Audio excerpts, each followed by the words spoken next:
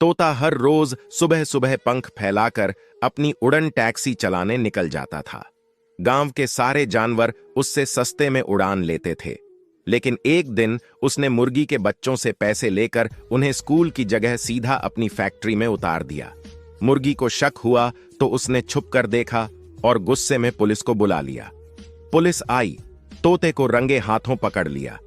अब वो जेल में पंख हिला हिलाकर रो रहा है। फिर किसी ने लाइक और सब्सक्राइब नहीं किया